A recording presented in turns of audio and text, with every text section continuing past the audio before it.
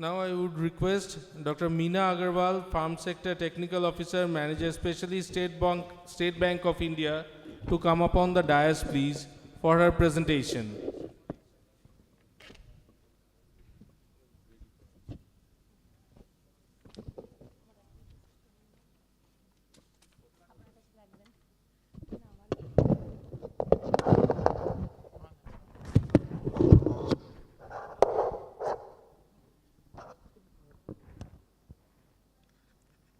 A very good afternoon to all of you, all the dignitaries present here, all the stakeholders, private limited company owners, and farmers producer company, and my dear colleagues. My name is Dr. Meena Agarwal. So before I start, I would like to introduce myself. My name is Dr. Meena Agarwal, and I have done graduation in agriculture from Bidhan Chandra Krishi Vishwavidyalaya, Masters and PhD from Govind Vallabh Pant University of Agriculture and Technology, and I am in bank since last 18 years, doing in agribusiness only. So you can imagine ki how long I am doing in agriculture, so I am very much associated with this sector. So English, Hindi or Bengali, which language do you prefer, please tell me, so that कि मैं उसी language में अपना presentation दे सकूँ. Hindi or Bengali, okay. Thank you, sir. So there are various kinds of products in SBI for this sector. So I will मैं थोड़ा briefly थोड़ा उस products के बारे में, different products के बारे में बोलूँगी, so that आप लोगों को एक idea लग जाए कि किन किन products में बैंक SBI लोन देती है और उसका क्या मार्जिन या क्या सिक्योरिटी परसेंटेज है, किस में क्या आपको सब्सिडी मिल सकता है, ये सारी चीज़ों के बारे में मैं ब्रीफली कोशिश करूँगी आप लोगों को समझाने का. अगर कुछ भी उसके बाद डाउट रहता है तो यू कैन आस्क मी. तो सबसे पहला प्रोडक्ट जो मैं बोलना चाहूँगी वो है AIF. AIF means agri infrastructure fund. It's a central government sponsored scheme. So in 2020, central government has introduced this product to give the primary processors in agriculture sector interest subvention as well as CGT MSE coverage up to 2 crore. So SBI is the number one in financing this type of loans and is the market leader in this scheme. सो ये AIF में क्या क्या चीज़ें आता है, क्या क्या आपका एक्टिविटीज़ कवर होते हैं, जो कि हाई पोस्ट हार्वेस्ट लॉसेस होते हैं, जिसके वजह से क्या है गवर्नमेंट ने ये इनिशिएटिव लिया कि नहीं ये पोस्ट हार्वेस्ट लॉसेस हम नहीं होने दे सकते हैं, बिकॉज हमारे फार्मर्स प्रोड्यूस करते हैं और हमारे ये प्रोसेसिंग का लैकुना की वजह से हमारे farmers will lose their income. So they have introduced this product AIF and simultaneously कोई भी फार्मर्स या ऑर्गेनाइजेशन जब इस टाइप का एक्टिविटी करता है बैंक लोन के बगैर ये अधूरा है. That's why bank has also introduce this AIF scheme.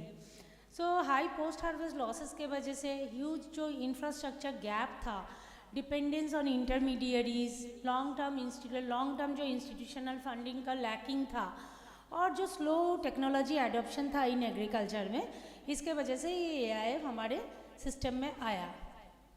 तो इसमें क्या होता है, रेट ऑफ इंटरेस्ट हम लोग 9% में देते हैं कस्टमर्स को, जिसमें से क्या है 3% central government as a interest subvention बाद में कस्टमर्स के लोन अकाउंट में वापस करती है. ठीक है, और लोन रिपेमेंट मोटा मोटी आपका 10 साल के लिए रहेगा. इंटरेस्ट सबवेंशन आपको 3% मिलेगा. लोन जितना भी लोन लीजिए, आपने 10 लाख रुपए लिया है तो उसके ऊपर 3%. आपने 2 करोड़ रुपए लोन लिया है बैंक से तो 2 करोड़ के ऊपर 3% जितना भी बनता है सालाना, वो आपका लोन अकाउंट में वापस आएंगे. फिर और भी ये AIF स्कीम का और ख़ास बात क्या है कि आपको स्टेट गवर्नमेंट से या सेंट्रल गवर्नमेंट से जितने भी सब्सिडाइज ऑफर्स मिल रहे हैं उसके साथ आप ये कन्वर्जेंस कर सकते हैं. मतलब ये नहीं है कि AIF में आपने ये फ़ायदा ले लिया तो आप कोई और स्कीम के तहत आपको इंटरेस्ट सबवेंशन नहीं मिलेगा या सब्सिडी नहीं मिलेगा, ऐसा नहीं है. AIF का ये बहुत ही अच्छा एक ख़ास बात है.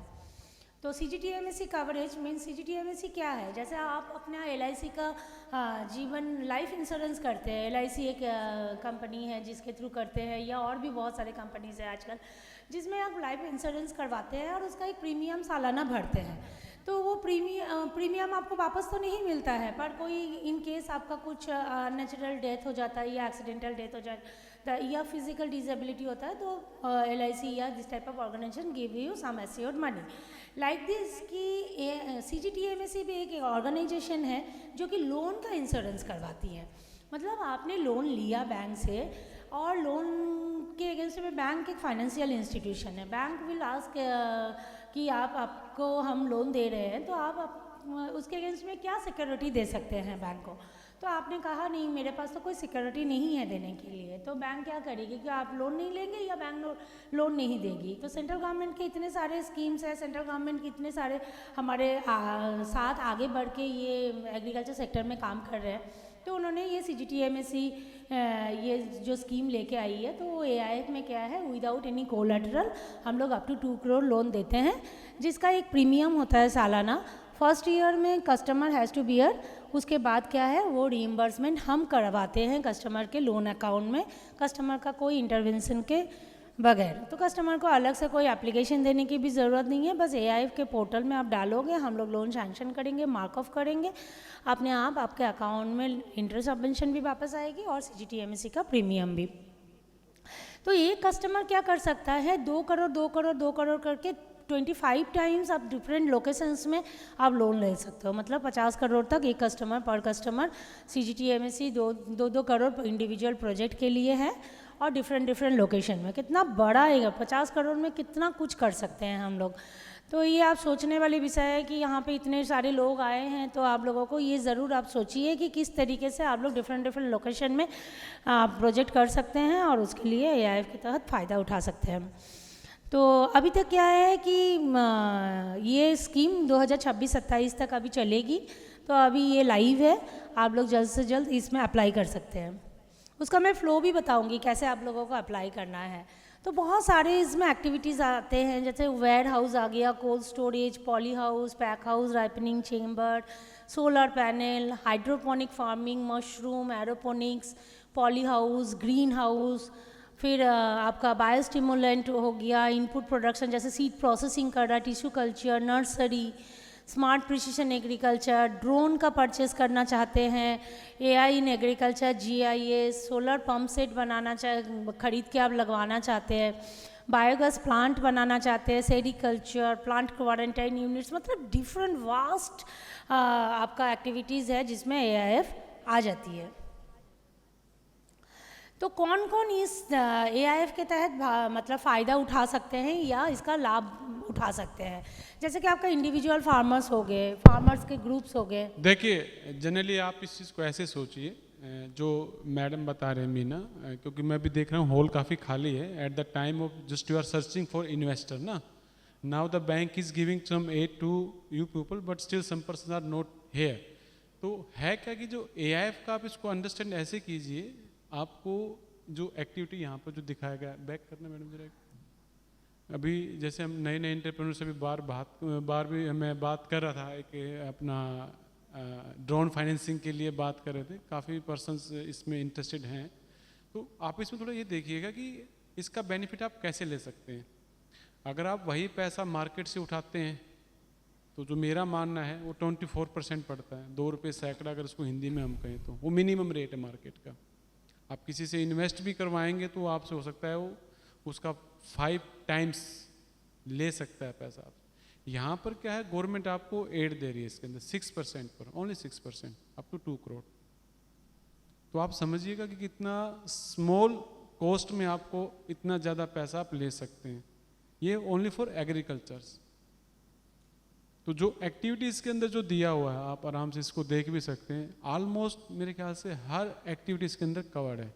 एग्रीकल्चर जिसके सामने लग जाता है वो सब ऑलमोस्ट इसमें आ जाएगा आपका। जो इसके अंदर नहीं आएगा, this is the term loan.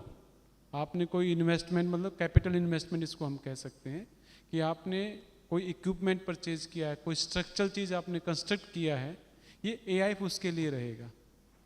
अब उसमें सेकंड थिंग आता है कि आपको वर्किंग कैपिटल का रिक्वायरमेंट अगर आपको रहता है, वर्किंग कैपिटल, तो वर्किंग कैपिटल का मतलब क्या रहता है कि आपको डे टू डे वर्क के लिए आपको पैसा चाहिए, आपको ऑर्डर, अच्छा बड़ा ऑर्डर मिल जाता है आपके पास, आपको प्रोसेस करना है उस काम को, लेकिन आपके पास क्या फंड्स नहीं है, जिसके लिए आप लोग सर्च कर रहे थे अभी, जो मैं मीटिंग में देख रहा था अभी, आप सभी आप ढूंढ रहे थे आपके अंदर इन्वेस्ट कौन करे, कौन आपकी एक्टिविटी में पैसा लगाए। यहाँ बैंक ये कह रहा है कि आप हमारे पास आइए, आप इस स्कीम का बेनिफिट उठाइए। इसमें जो वर्किंग कैपिटल का जो पार्ट रहता है उस पर भी सब्सिडी मिलता है, उसमें भी जो गवर्नमेंट जो 35% सब्सिडी देता है आपको। सिर्फ और सिर्फ क्या हो, एग्रीकल्चर एक्टिविटी होना चाहिए, आपका प्रोसेसिंग पार्ट होना चाहिए, 10 लाख तक उसका सब्सिडी जो है आपको मिलेगा उसका। इसमें इंटरेस्ट सबवेंशन मिलता है, वर्किंग कैपिटल जो पीएमएफएमई में रहेगा आपका, उस केस में आपका कैपिटल सब्सिडी मिलता है। तो वो वर्किंग लिमिट में 9 करोड़ तक का काउंट रहता है, 9 करोड़ तक का बेनिफिट आपको मिल सकता है, क्योंकि this is for micro units ना।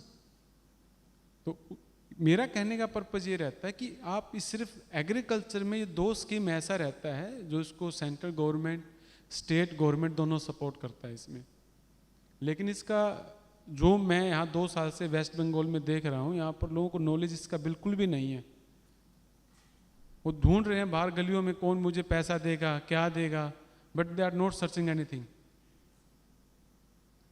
Number of seminars Arijit ji हैं, मैं बीसीसीआई में हर बार मैं जाता हूँ, और हर बार जो एफपीओ जो हमारे होते हैं, न्यू एंटरप्रेन्योर, में कुछ पता ही नहीं होता कहाँ क्या करें, कैसे स्टार्ट करें।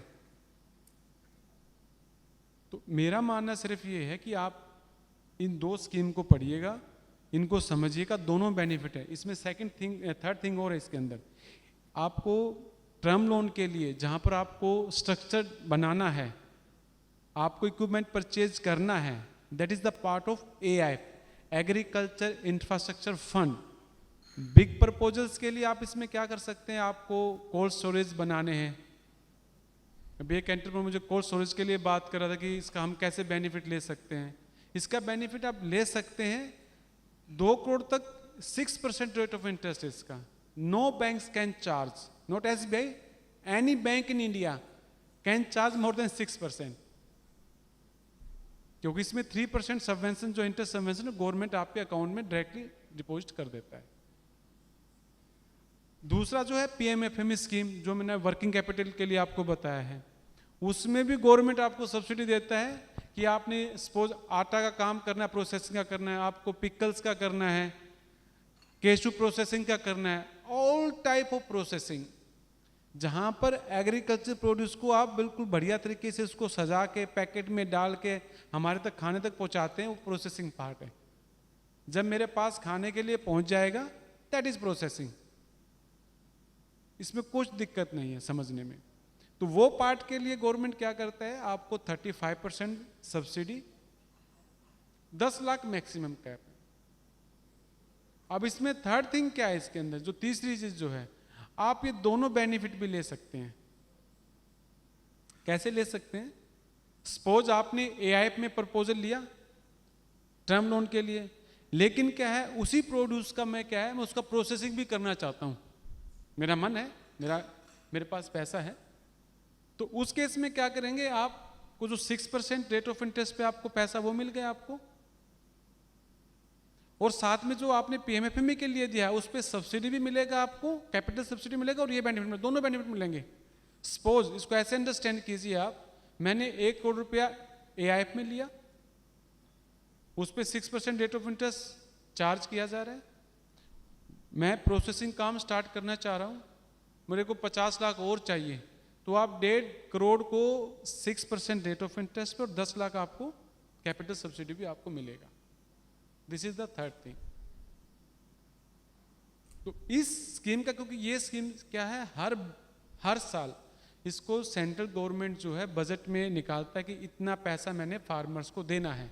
आप हर साल सुनते होंगे 2 लाख करोड़ रुपए बजट में एलोकेट किए एग्रीकल्चर इंफ्रास्ट्रक्चर फंड के लिए, एग्रीकल्चर डेवलपमेंट के लिए, वो ये पैसा यही है जो आप यहां देख रहे हैं। पर नोबडी वांट टू नो। हम सिर्फ घूमते रहते हैं, बैंक को चक्कर काटते रहते हैं, फाइनेंशियल के चक्कर काटते रहते हैं। आप इस 2 स्कीम को समझिएगा, जितने भी आप न्यू एंटरप्रेन्योर हैं, जो भी आप एग्री टेक में हैं, कुछ भी आप काम करना चाहते हैं, सिर्फ 2 स्कीम को पकड़िएगा आप, अंडरस्टैंड कीजिएगा। दोनों का पोर्टल है, लाइव पोर्टल है। और इसमें एक बात और कहना चाहूँगा, इसमें जो AIF के लिए अपना स्टेट गवर्नमेंट और सेंट्रल गवर्नमेंट ने PMU बंदा होता है, प्रोजेक्ट मॉनिटरिंग यूनिट वाला बंदा होता है, वो आपका पूरा उसका DPR बनाएगा आपका। गवर्नमेंट उसको स्पेसिफिकली हर डिस्ट्रिक्ट में एक बंदा लगा रखा है आपके लिए, इसको DNO बोलते हैं। PMFME के लिए उसको DRP पर्सन बोलते हैं, district resource person, they are the retired person from the state government. वो आपको PMFP वर्किंग कैपिटल के लिए आपका प्रपोजल तैयार करेंगे। They are charging 20,000 rupees from the government for each proposal. Okay, so आप उनको यूटिलाइज कीजिएगा। एज ए बैंकर आप लोन किसी से लीजिए, there is no issue, but ये स्कीम जरूर लीजिएगा, because you are new entrepreneurs, you are FPOs, you are new startups. तो मेरा मानना ये है कि अभी बाहर में एक अपने आचार्य जी से डिस्कस कर रहे थे, BCCI के इनके मेंबर्स हैं, वो यही कह रहे थे कि इनको कम्युनिटी सर्विस हम कैसे दें। तो आप लोग सर्विस कैसे लें ये सोचिएगा। सर्विस कोई नहीं देगा आपको, आपको लेना होगा service, this is your right. तो मेरा मानना ये है कि आपको इस एंगल से सोचिए। इसमें आपको कोई डाउट है अभी भी, क्योंकि ज़्यादा आपको PPT दिखाने का मुझे लगता नहीं कोई ज़्यादा बेनिफिट रहेगा। ये स्कीम सामने लिखा हुआ है, ये इसमें कवर रहेगा।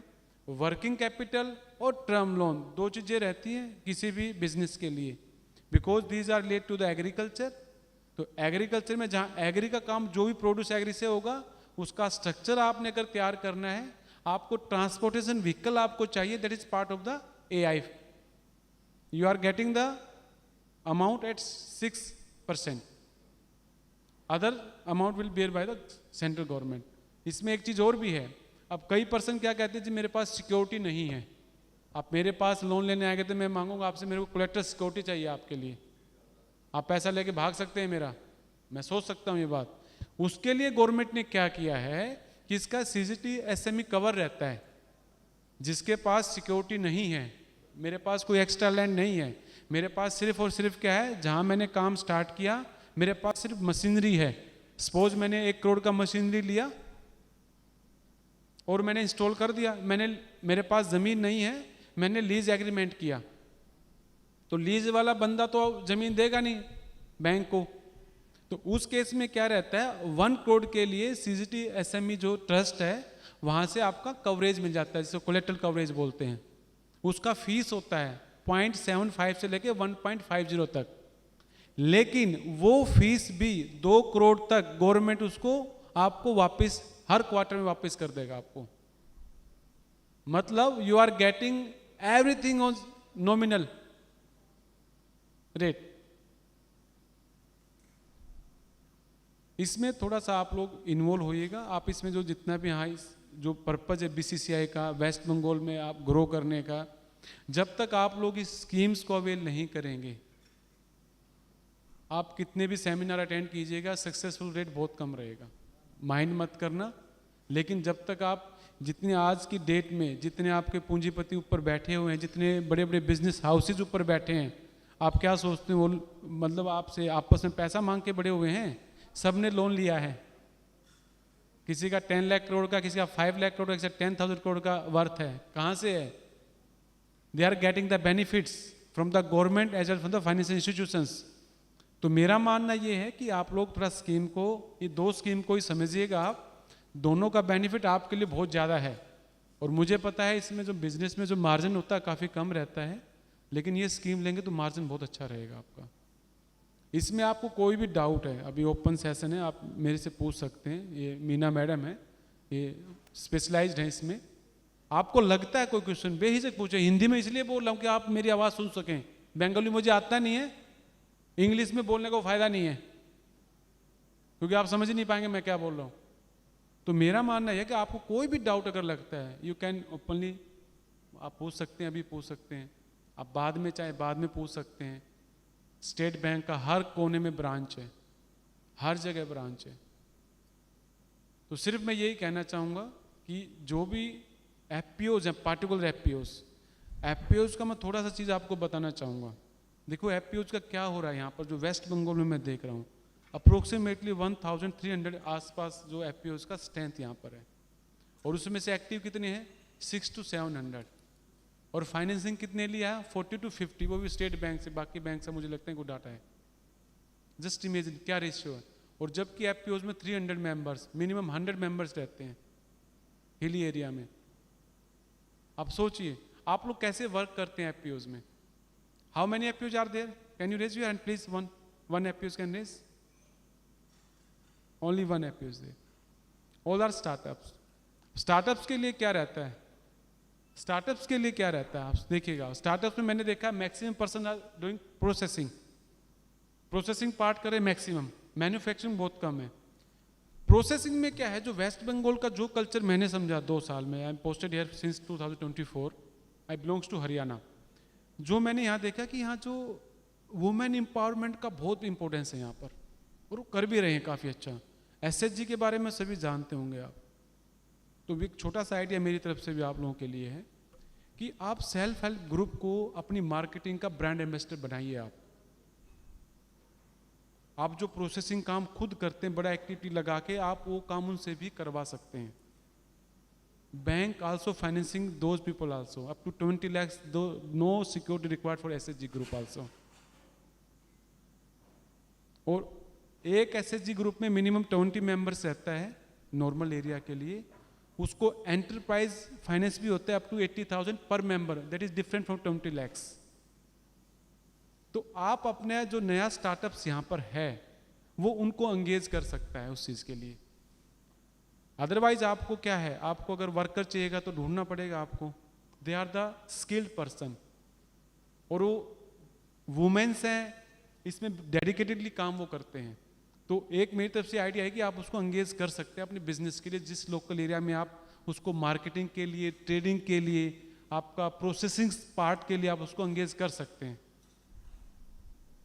ये वेस्ट बंगाल में ये काफ़ी सक्सेसफुल रहेगा आप लोगों के लिए।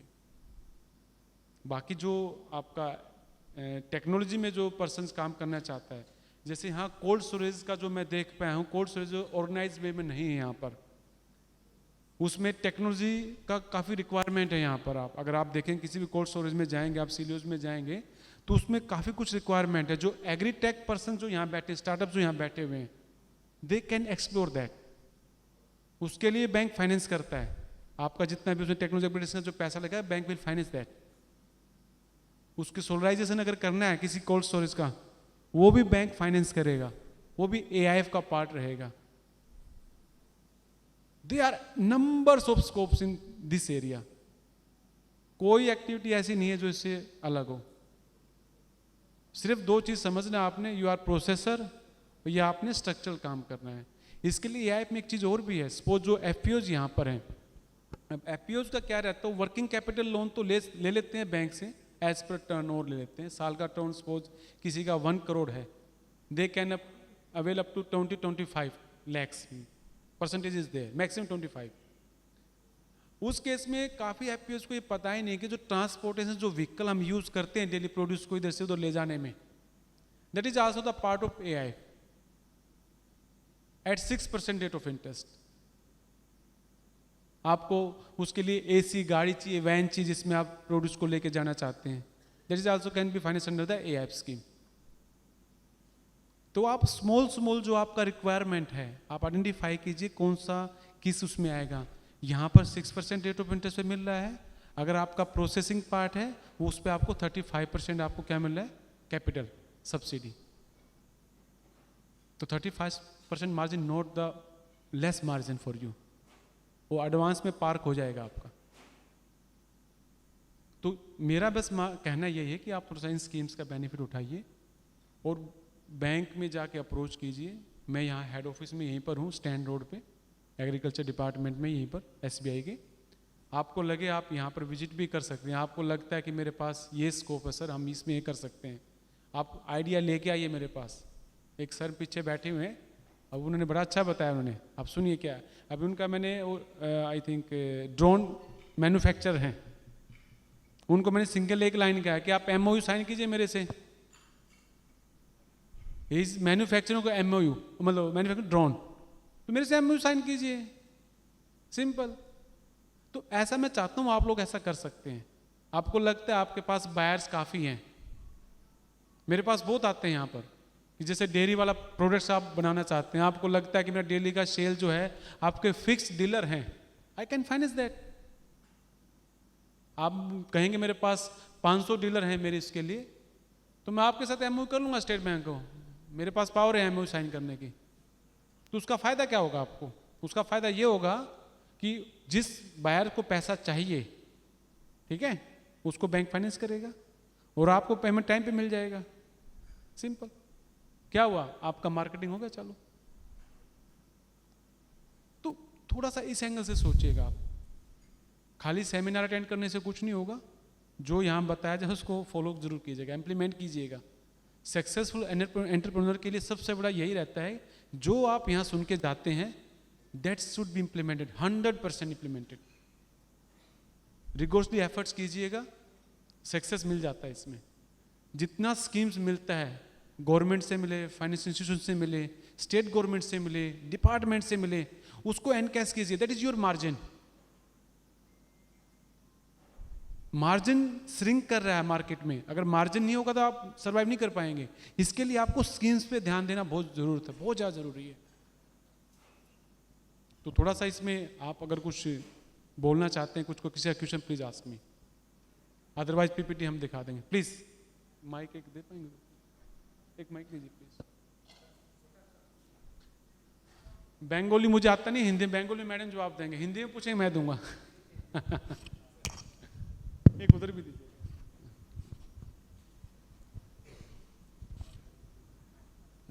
छोटा सा सर क्वेश्चन है, हम लोग थ्रू बीसीसीआई आपका जो स्टेट बैंक है उसका फायदा ले रहा है। 2 एफपीसी को फाइनेंस किया आप लोग, इसीलिए बीसीसीआई और स्टेट बैंक को बहुत बहुत थैंक यू, धन्यवाद है। लास्ट ईयर जो प्रोग्राम हुआ ना फर्स्ट टाइम, अभी जो क्वेश्चन है मेरा, वो जो हमारा जो डेयरी फार्म है उसका जो शेड होता है ना सर, उसके लिए एआईएफ में कवरेज होगा? शेड, हाँ शेड में आप फार्म का जो शेड होता है ना उसमें होगा? डेयरी फार्म, हाँ नहीं फिर से बोले, वो HIDF का पार्ट रहेगा डेयरी। हाँ, डेयरी फार्म का जो शेड होता है जहाँ पे, हाँ वो देखिए क्या वही कहना, वो AHIDF दो।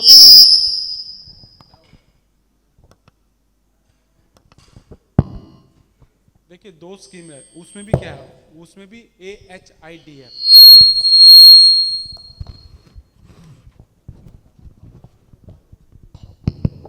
AHIDF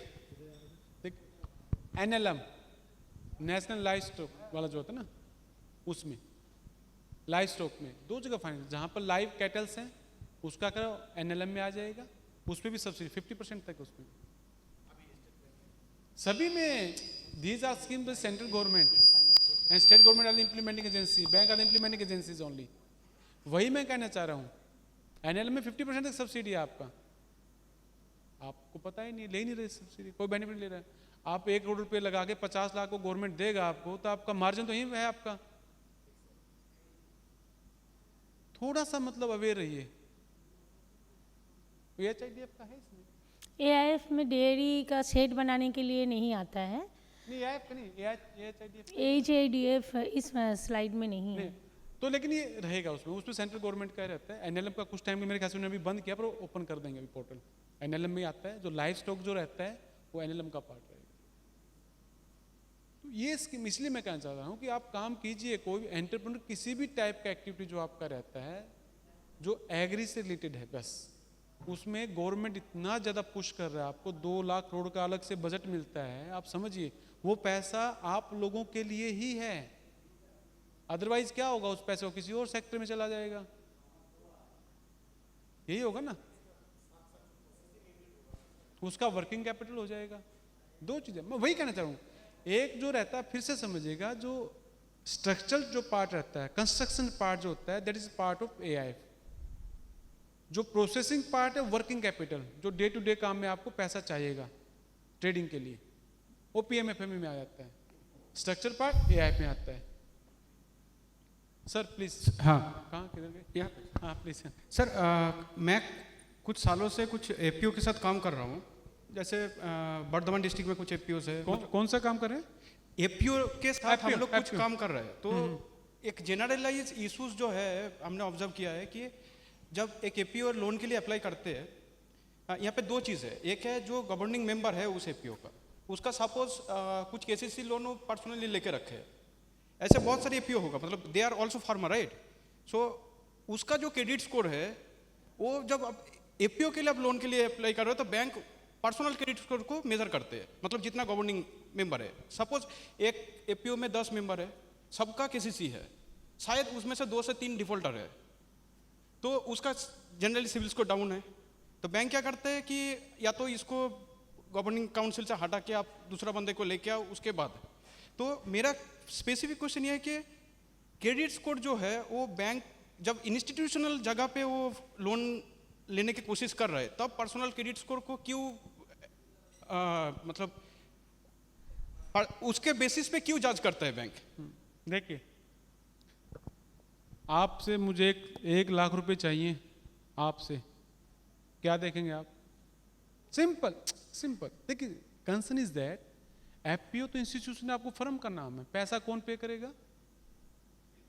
हाँ, रीजन देखो क्या, इसको ऐसे अंडरस्टैंड कीजिए। अगर वो एफपीओ में कुछ पर्सन ऐसा होता है, हमारा ग्रुप है, इट्स ओके, बढ़िया, लेकिन उसमें कुछ पर्सन जो है वो डिफॉल्ट किए हुए हैं, उससे क्या होगा?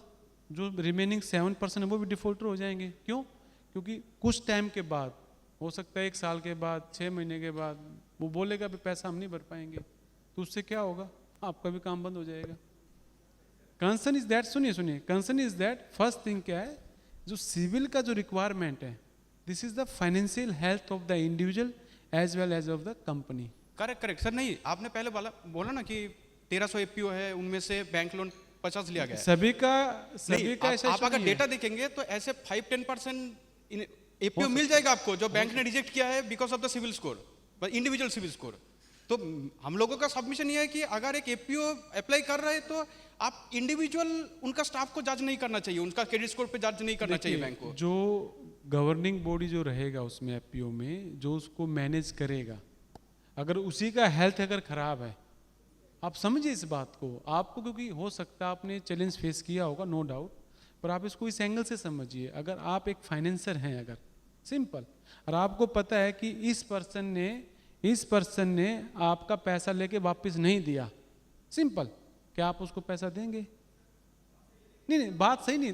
मैं एक क्वेश्चन करता हूँ कि एपीओ फॉर्म हो रहा है आपका उन लोगों का सोशियो इकोनॉमिक कंडीशन इंप्रूव करने के लिए, राइट? यहाँ पे सब मार्जिनल फार्मर है, तो हो सकता है उसका बैंक डिफॉल्टर, वो कहीं पे लोन चुका नहीं पाया, उसका क्रॉप लॉस हुआ है, बहुत सारे इंसिडेंट हो सकता है उसका लाइफ में। तो हम एपीओ काम कर रहे हैं कि उसका सोशियो इकोनॉमिक कंडीशन को इंप्रूव कराने के लिए, राइट? तो अगर वो उसी विशियस साइकिल में आ जा रहा है ना, क्योंकि उसका इकोनॉमिक कंडीशन खराब है इसीलिए वो डिफॉल्टर है, एपीओ उसको इंप्रूव करने की कोशिश करा रहा है, लेकिन बैंक को फिर से उसी सिविल स्कोर की वजह से उसको उस लूप में डाल दे रहा है। देखिए, मैं फिर से तो बैंक को इस चीज को भी थोड़ा सा कंसिडरेशन जगह पे लाना चाहिए। एक बार देख, सर का भी सुने, फिर इकट्ठा जवाब देंगे प्लीज। ना लीजिए, सभी को सुनना आना चाहिए ना। हाँ, देखिए, जो महाशय ने जो बोला एकदम परफेक्ट। मैं जस्ट ऐड करूंगा इस पे सर, कि ये क्रेडिट रेटिंग वाले सिस्टम जो हैं, सिर्फ ये एफपीओस की कंसर्न नहीं है, अगर आप एमएसएमईज को भी जाके पूछेंगे सेम कंसर्न्स है। आपने इतने देर जो बताया, एक इंस्पायरिंग बात बोली लोगों के लिए कि लोन ले, पैसे रखे हुए हैं, सरकार दे रही है, बजट में एलोकेटेड है, पर ले कैसे?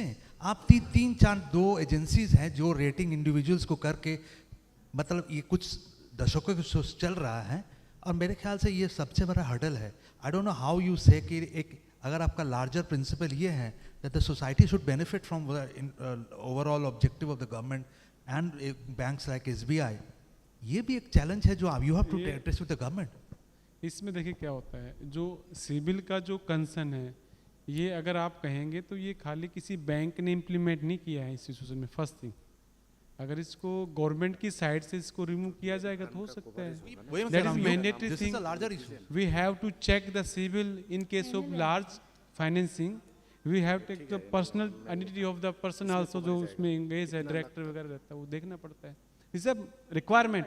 कब क्या कोई किसी ने एक पैसे का लोन लिया हुआ है, उसके लिए उसकी रेटिंग खराब हो जा रही है। इसके लिए देखो क्या होता है, जो अगर नेचुरल क्लाइमेट से जो इशू आता है, उसमें क्या रहता है, उसमें गवर्नमेंट का भी और बैंक्स का भी उसमें अलग से उसको किया जाता है, एडजस्ट किया जाता है, ऐसा नहीं है, किया जाता है उसको, क्योंकि जो क्लाइमेटीज वाला जो इशू रहता है किसी कंट्रोल में नहीं, उस केस में अगर सिविल किसी का खराब होता है तो वो बैंक कंसिडर करता है, प्रॉपर उस टाइम के लिए देख लेते हैं, उसमें इशू नहीं आता उसमें। बट नॉर्मल केस में जो बंदा डिफॉल्टर, मैं पैसा लेकर नहीं दे पा रहा हूँ, in that case bank will consider, because इसमें अगर मैं आपको ये बोल दूँ कि जी नहीं ऐसा हो जाएगा, that is not possible for my hand ना, it is the guidelines from the government also as well as from the RBI आल्सो। वैसे आप जनरल क्वेश्चन पूछिएगा जो जिसमें हम कुछ कर पाएँ, जहाँ बेनिफिट ले सकें। नहीं, अरे आप समझिए, बैंक को करना चाहिए, guidelines are from the government not from the bank. It's a chicken and egg situation for मेरे हाथ में नहीं है।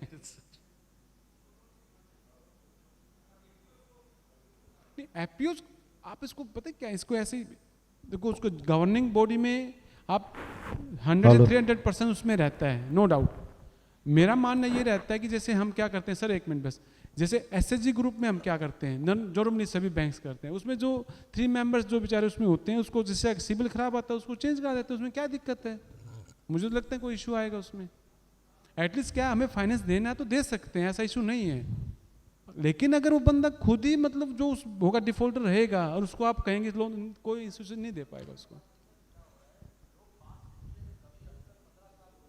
नहीं, वो नहीं आता सर। आजकल इंस्ट्रक्शन क्या है, मोर देन 3 इयर्स का डाटा नहीं लेते अब। ये पहले इंस्ट्रक्शन था, कभी भी लाइफ में डिफॉल्ट किया तो कोई बैंक लोन नहीं देता था, लेकिन RBI की तरफ से अभी ये रहता है कि 3 इयर्स से ज़्यादा का रिकॉर्ड का आजकल स्टेट बैंक तो कंसिडर नहीं करता एटलीस्ट। सर मेरा थोड़ा डिफरेंट क्वेश्चन है।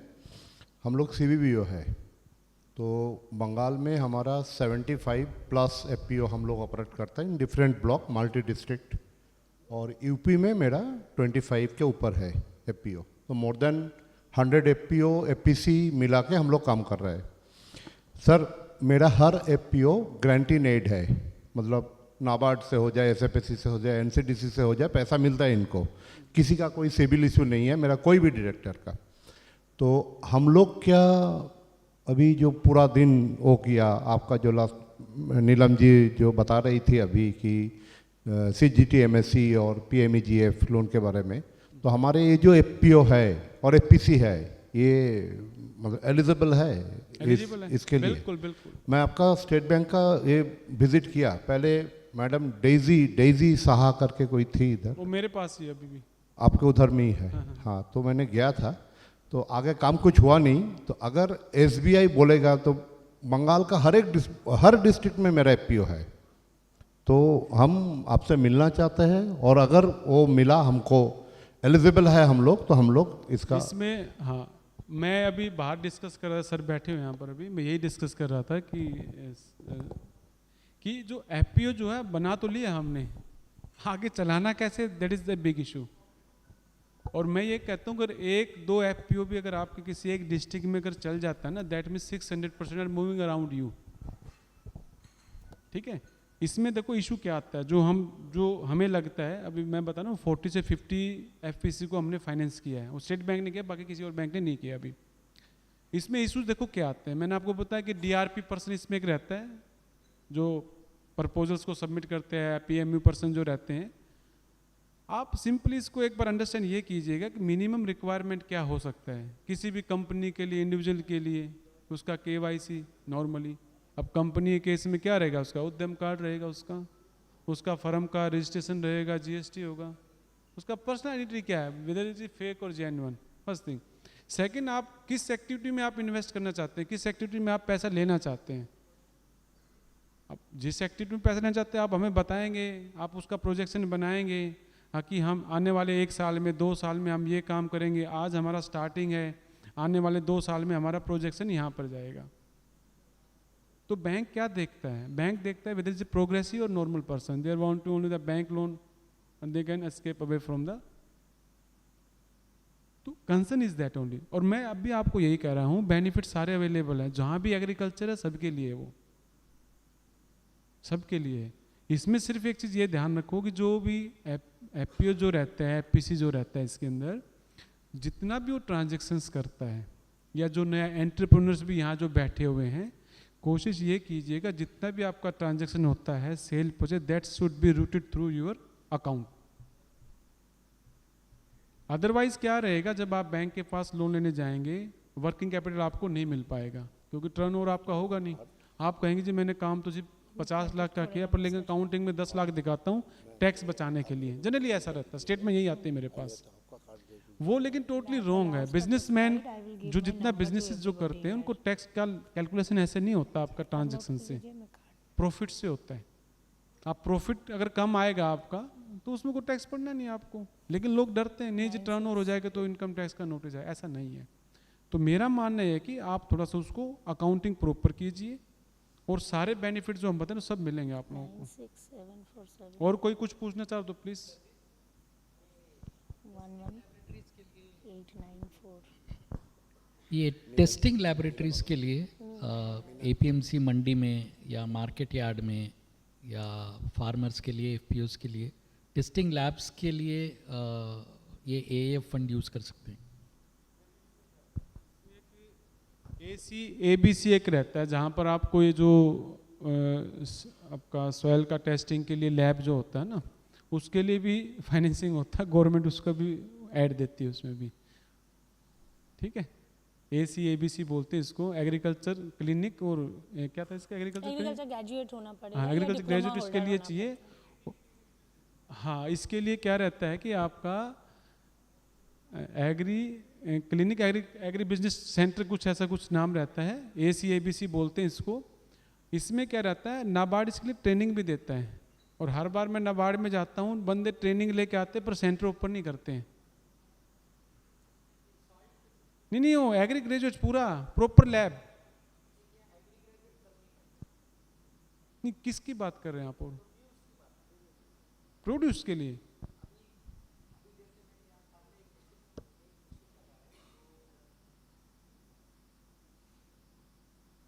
पेस्टिसाइड टेस्ट करता है, ठीक है। तो अभी जो मंडी में जा रहा है, मंडी में जाने से पहले अगर मैं टेस्ट करके दूं, समझो अभी बीकानेर के मंडी में मस्टर्ड आ रहा है, ठीक है, उसका रेट लगेगा उसके अंदर कितना तेल है। अगर 42% होगा तो उसको रेट मिलेगा, 37 तो अलग रेट मिलेगा, ठीक है। ये बताने के लिए कोई टेस्ट करेगा ना, वो टेस्ट लैब कर अगर मैं लगाता हूँ वहाँ पे, मतलब मंडी के बाहर लगाता हूँ, तो ये एएफ में कवर्ड है यार। देखिए इसके लिए क्या रहेगा, जो टेस्टिंग के लिए जो क्योंकि आपने वहाँ लिखा था कि एसेइंग यूनिट, उसमें बैक करना, इसमें बैक करना लिखा तो है उसमें, है तो 100%। Actually these activities are set by the government. वहाँ storage infrastructure and assaying unit, तो एसेइंग यूनिट में मेरे हिसाब से तो आना चाहिए, लेकिन आता है। Laboratory testing for the pesticides that will not be covered under AIF. Only AIF covers for those products for primary processing of the agriculture produce only. This is produce only, madam. आपका pesticides तो आप agriculture pesticide छोड़ दीजिए आप, pesticide तो मैंने अभी यहाँ पे देखा है, तो वो कर भी सकते हैं, मुझे पता नहीं है। लेकिन जैसे मैंने आपको मस्टर्ड का एग्जांपल दिया, मस्टर्ड का एग्जांपल तो आपको समझ में आ गया। अब आपने वहाँ पे एसिंग यूनिट लिखा है, वो एसिंग यूनिट क्या चीज़ है? एसिंग यूनिट मतलब आप प्राइमरी प्रोड्यूस जो ये प्राइमरी प्रोड्यूस है मैडम। प्राइमरी प्रोड्यूस का अगर कुछ टेस्टिंग करा के आप मार्केट में करना चाह रहे हैं, उसका इंफ्रास्ट्रक्चर बनाना चाहते हैं, उसके लिए कुछ मशीनरीज वगैरह लेना चाहते हैं, that will be come under AIF, but agriculture produce होना चाहिए वो। मतलब मस्टर्ड तो एग्रीकल्चर प्रोड्यूस ही है ना। नहीं इसमें क्या रहेगा, सुनिए इसमें मैं क्या करता हूँ, आप अपना प्रपोज, इसमें कॉस्टिंग कितना रहेगा आपका, मशीन का कितना कॉस्टिंग रहता है सेटअप के लिए? होगा एक 40-50 लाख रुपए। हाँ तो एक बार आप मेरे पास आइए, इसको डिस्कस कर लेते हैं। मैं यहाँ से नहीं हूँ तो, लेकिन मेरे पास ऑल इंडिया से इसकी रिक्वायरमेंट आ रही है। आप कहीं से भी हैं, स्टेट बैंक हर से गए, आप मुझे आप बताइएगा, मेरा नंबर मैं आपको दे दूंगा। इसमें रीजन क्या, देखिए मैं बताता हूँ, एआईएफ का जो बेनिफिट लेने के लिए, जो इस एआईएफ का जो बेनिफिट लेना है, इसके लिए आपको एआईएफ पोर्टल पर आपका डिटेल अपलोड होगा उस पर, ओके। वो अपलोड होने के बाद पीएमयू उसको वेरीफाई करेगा, राइट। वेरीफाई जब हो जाएगा, that means this activities will be considered in this AIF scheme. अगर वो यस कर देता है, we have no issue. Main concern is that कि यहाँ सबवेंशन मिलना चाहिए आपको। फाइनेंस तो वैसे भी कर देंगे आपको, फाइनेंस का इशू नहीं है। मतलब ये 6% वाला इम्पोर्टेंट है। हाँ, AIF के अंदर का जो इशू है वो है कि वो बेनिफिट ये दोनों में क्या रहेगा, आपको इस पोर्टल पे जाके अप्लाई करना है। अप्लाई करने सेंट्रली इसको अप्रूव किया जाता है, उस पर हमारे पास दिखा देगा, आपके पास मैसेज आ जाएगा कि वहाँ से अप्रूव हो चुका है। That means they are willing to pay give you the interest subvention. जो वो विलिंग है, वी आर आल्सो विलिंग, हमें कोई you are saying something madam? हाँ सर जब अब एआई सर ने बोल ही दिया ऑलमोस्ट, मतलब आप एआईएफ के पोर्टल में अपना रजिस्ट्रेशन करके जब अपने डीपीआर और वो फॉर्म फिलअप करेंगे और सबमिट करेंगे, तो that application will directly go to the central government PMU segment department. They will first see 3 चीज़ वो लोग देखते हैं, एक्टिविटी, मार्जिन मनी और आपका टर्नओवर। आपका मतलब अगले 5 साल के लिए आपने क्या फाइनेंशियल दे रखा है। ये 3 चीज़ें वो लोग अगर देखते हैं, उनके गाइडलाइंस के अकॉर्डिंग हैं, तो वो लोग वेरीफाई करते हैं। वेरीफाई करना मतलब ही वो AIF में वो agree, they are agreeing that we will give 3% interest subvention for your loan if the bank has sanction the loan, तो वो हो गया। अगर आपको उसके बाद भी हिस्टोरिकली आपने ये ऐसा कोई प्रोजेक्ट किया है मैडम? नहीं, जैसे नहीं, ऐसे ऐसे ही देखिए, नहीं, ऐसे तो हम नहीं बता पाएंगे, इतना ब्रांचेज है, नहीं पता चलेगा कैसे नहीं, यहाँ आपके यहाँ देखिए ऐसा वो भी हम नहीं बता पाएंगे क्योंकि नॉर्मल एक्टिविटी में आता है। ठीक। उसमें क्या रहता है स्पेसिफिक ऐसे नहीं, बट अगर आपका ऐसा है आप पूरे पैन इंडिया लगाइएगा, आप we will finance, there no issue. आप कहीं भी ऐसा कुछ देखिए, मैं वही कहना चाहता हूँ, अगर जैसे सर ने क्वेश्चन अच्छा रेज किया आपने, क्योंकि मैं हर महीने प्रिंसिपल सेक्रेटरी से मीटिंग रहता है हमारा, ठीक है, और लीड बैंक का रहता है, तो वी कैन डिस्कस देयर ना। और इसमें तो कोई सेंट्रल गवर्नमेंट का है, स्टेट गवर्नमेंट उसको फॉलो कर रहा है, देयर इज नो इशू। और कोई किसी का ऐसा क्वेश्चन हो कोई, प्लीज।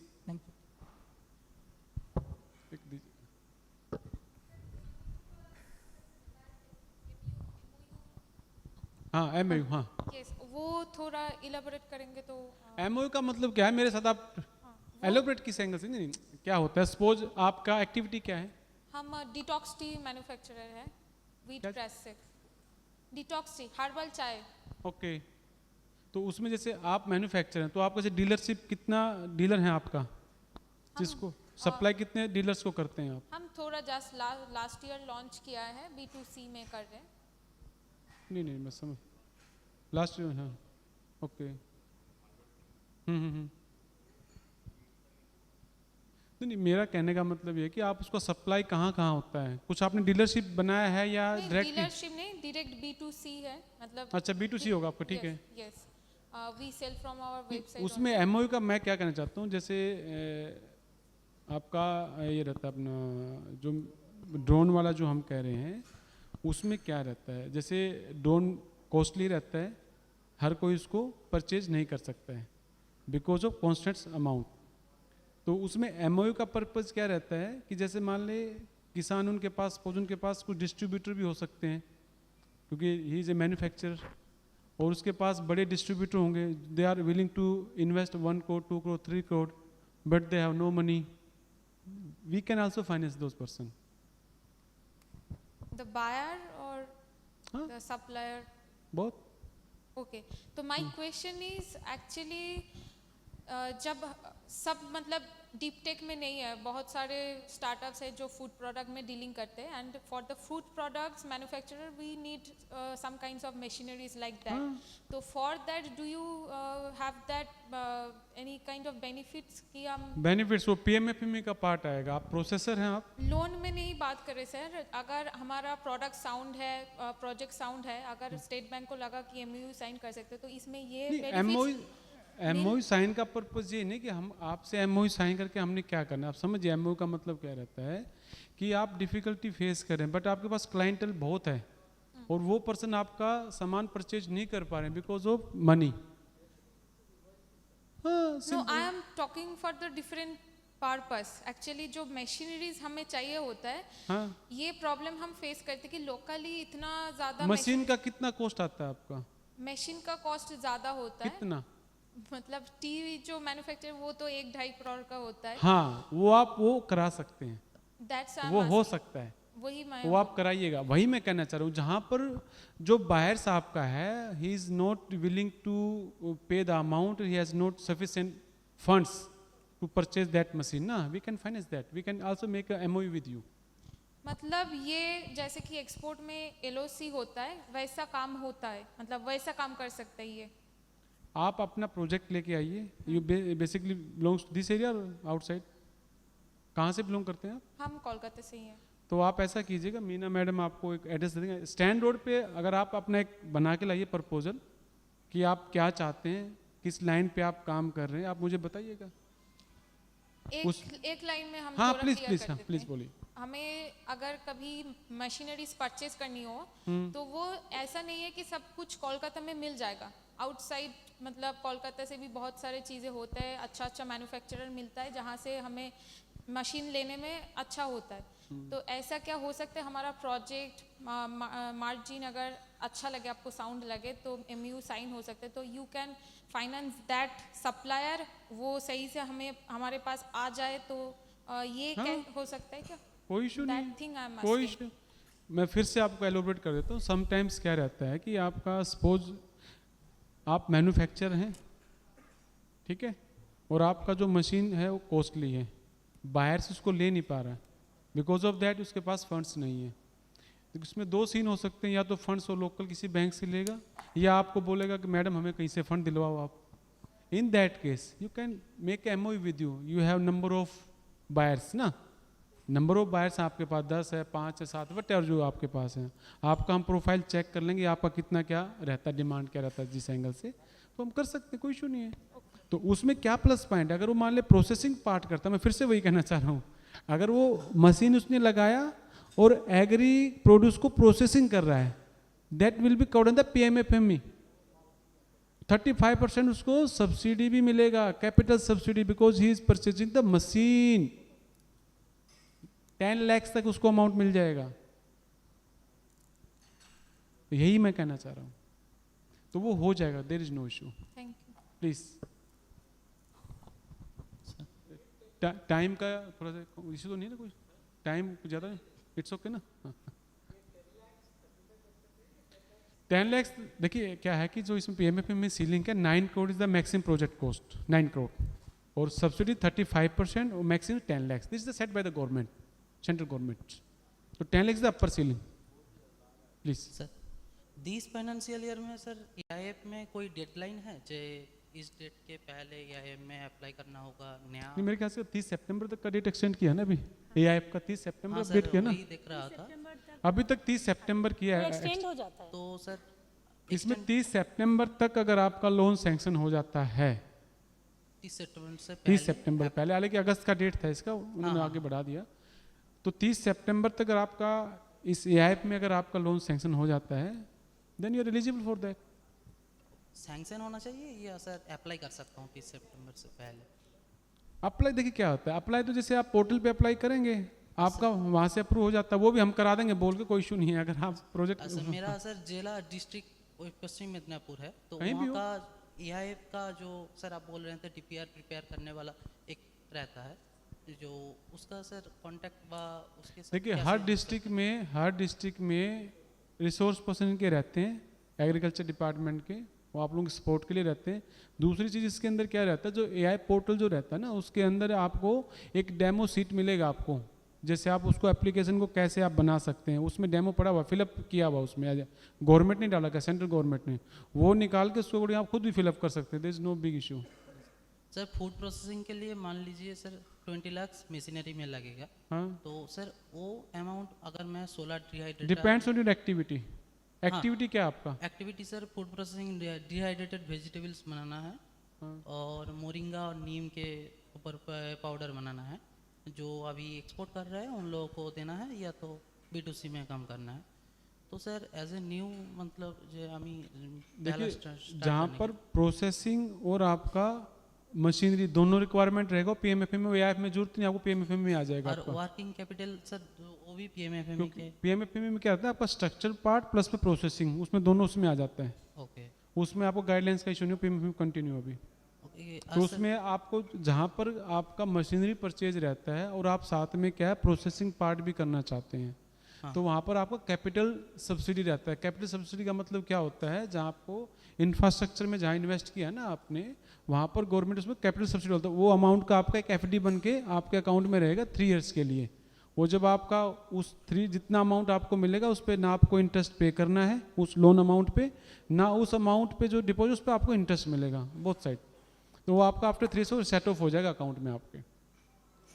ये रहता है इसमें। लेकिन ये लीज मैं बार बार वही कह रहा हूँ, जहाँ प्रोसेसिंग पार्ट है वो आपका PMFM में आ जाएगा। AIF में अगर आप लेंगे तो दोनों बेनिफिट भी आप ले सकते हैं, वो भी पोर्टल पे डालना पड़ता है, वो अप्रूव करते हैं। हमें कोई इशू नहीं है कि बैंक को कोई इशू नहीं है, बैंक फाइनेंस कर देगा आपको। दोनों AIF में लेना चाहता हूँ क्योंकि उसमें सबवेंशन जो दोनों में हाँ कन्वर्जेंस एप्लीकेबल इसमें हो जाएगा। Okay sir. और कोई कुछ बोल रहे थे कुछ please. Sir, Tuhin Mukherjee, Love Thy Nature is my organization's name and SBI is my banking partner. So my question is, sir, like we are connected with farmers in different blocks for a new SHG मान लीजिए, कोई new SHG के लिए मैं आपसे request करूंगा अगर आप हिंदी में बोल सकते हैं तो बाकी बंदे भी समझ पाएंगे हम कोई क्या कह रहे हैं। New self help group don't mind ना it's absolutely okay sir.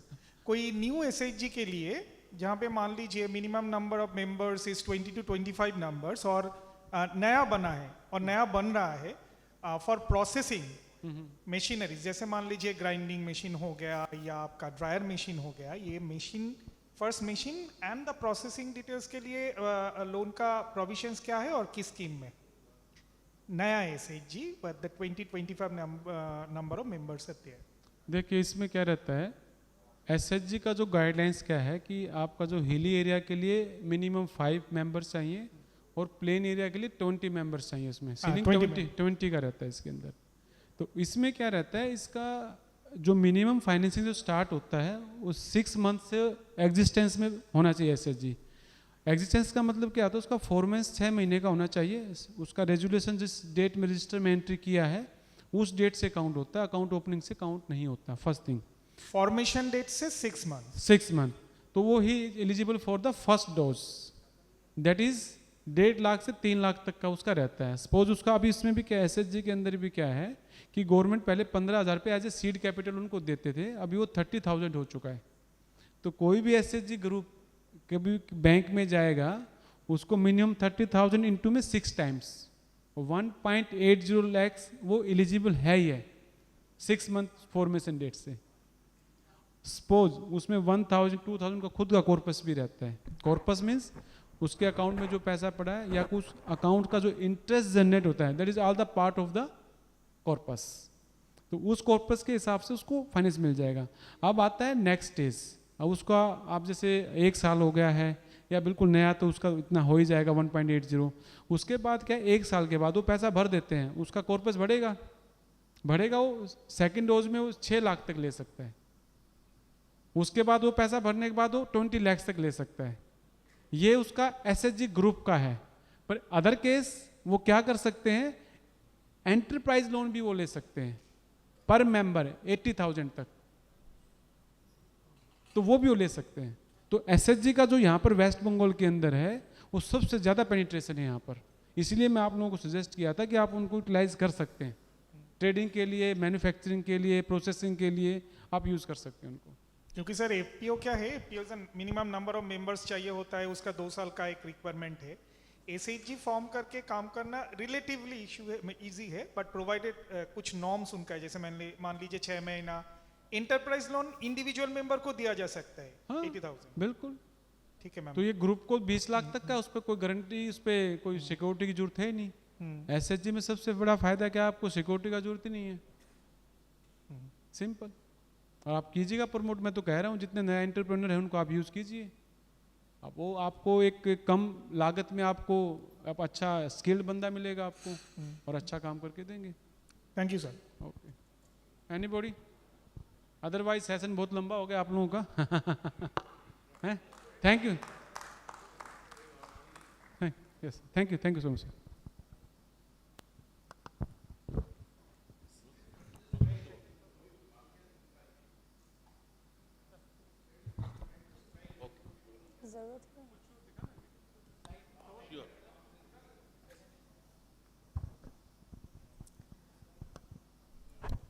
Mostly sir ने सभी कुछ बोल दिया है जो मोटा मोटा।